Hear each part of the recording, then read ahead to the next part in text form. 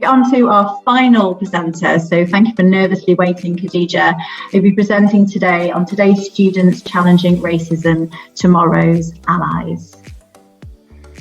Hello, everyone. Yes, I am at work. So I've managed to squeeze in time to quickly do this presentation for you all.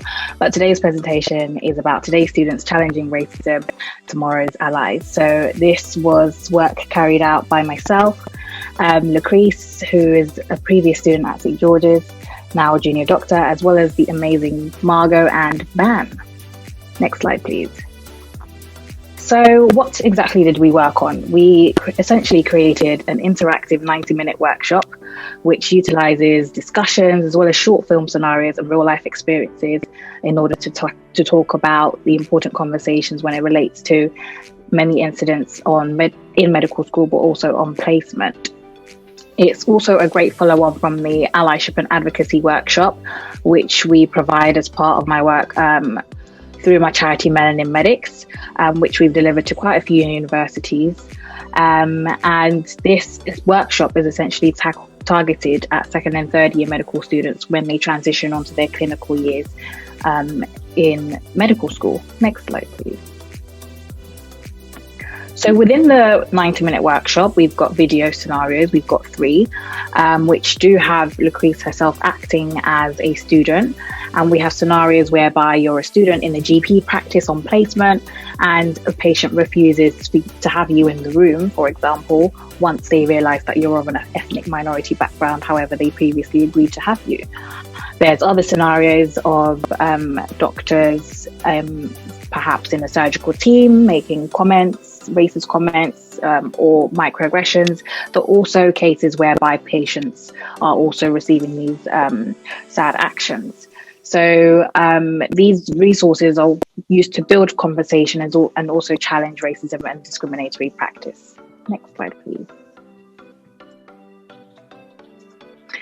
Why do we think this workshop is needed? Well, of course, we know a third of medical students from ethnic minority backgrounds do experience bullying, do experience harassment.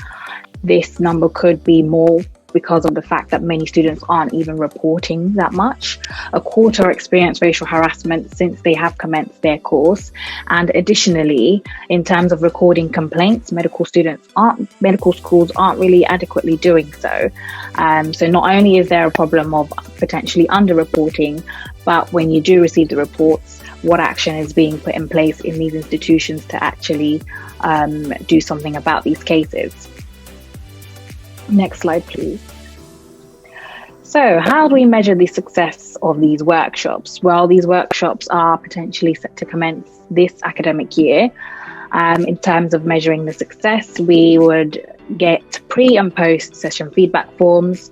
We would love to see an improvement in student confidence when it comes to dealing with microaggressions and the unconscious bias when we do sort of teach these during the workshop. We would like to see more reports of these incidents being rightfully reported, and again, an interest in medical education by the students. Next slide, please. I'm afraid that's time. Thank you. Sorry. You can bring it in questions. Yes. Thank you, Khadija, especially for taking time out of a busy working day to join us here. We really appreciate it, and extremely topical and really links into, I think, some of the things we've been talking about. Are there any questions from the chat? If not, I have a question for you, which is, what else do you think would help students report racist practice?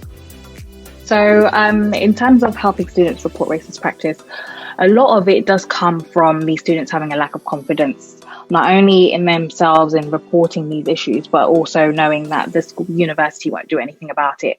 So the solution, in my case, I believe, is most likely getting the universities involved in sort of having students, but also this whole co-creation idea that we're talking about today, co-creation in terms of student and staff input in terms of how they want the reporting process to actually be and what are some of the consequences that we want to see for these staff members that portray these behaviors.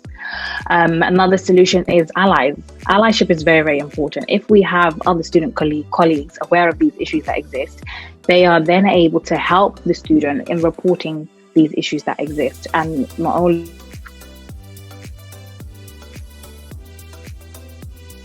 I think we've lost you, Khadija. Calling the risk out, but for this, then it's much more better. Thanks, Khadija. We had a brief interruption in your sound there. I've got another question for you. From Shamek. Khadija being rightfully reported, they had to do where Shamek works, they had to do a fair bit of work to ensure such systems actually existed to ensure such reporting. Did you find similar challenges? Is this something that you had explored? Yeah, so the reporting system is, well, in terms of working with universities, I know I have experience with George's. It can be tough working with faculty when it comes to these issues. It does require a lot of patience and time. We've been working on it for over a year, but I think the importance is having the resilience to keep having these meetings, to keep pushing the staff members that this is what we want, this is what we want to see on the form, and this is potentially how we want to see the consequences of potentially a staff member or a student member being reported.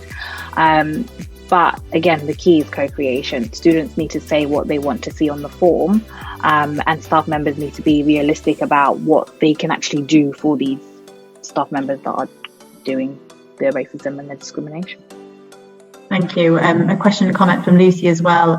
So I think that this is really to reflect that many of our students are out in clinical placements as well. So how do we engage NHS trusts then to support students reporting racist incidents on placements? Because they can sometimes be a block for you to act on. Because what we often talk about is our internal processes and our staff, don't we?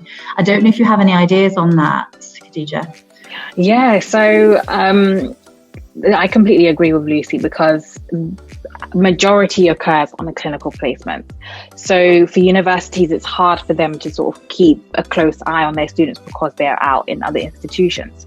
But I think one solution would be for the universities to partner up with the equality and diversity networks within the trusts in order to find out ways in which we can report this to each particular trust that the university is partnered to, but also having a particular person or a particular contact for students to report to in every single trust, so that they know, okay, the university or the hospital that I'm, carrying out my placement and the environment where I'm supposed to be educated on the job is safe and there to protect me if the need arises.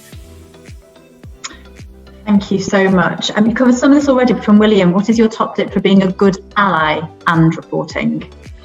Yes. So top tip for being a good ally, I don't want to spoil too much, but in terms of the workshops that we've previously provided, we like to adopt a model called EPIC. So we encourage students or staff members to engage in these conversations, but to also engage in perspective taking, so putting themselves in other people's shoes who might be experiencing these on the day-to-day, and then calling out any racism, challenging it, anything that you see, and sticking up for your colleagues. So these are some of the topics that we discuss in the workshops in order for students to understand and know how to be good allies and advocates for not just other staff members or their colleagues, but also for the patients. And if anybody's interested in these workshops, then feel free to email me. My email is owusu@gmail.com. I can put it in the chat. If you're interested in the allyship and advocacy workshop provided by Melanin Medics, we deliver it to universities, and also this workshop that we'll be doing at George's very soon. Fantastic. It sounds like you have lots of wisdom to share with us and some avenues that we can perhaps contact you on later. Will you be in the networking session later? Because it sounds like if it's possible, there'll be lots. I'm sensing that's maybe a no. Or what time will it be? Sorry. So we're running that this afternoon after the next workshop. So about 3:10. Yeah. Okay, that's fine. Hopefully we can see that. Log in. Thank you so much. I think have a read through the chat. Lots of really interesting conversation. We will download the chat, and as I say, we will try to share as many of the resources from today as we can on the DIMAH website.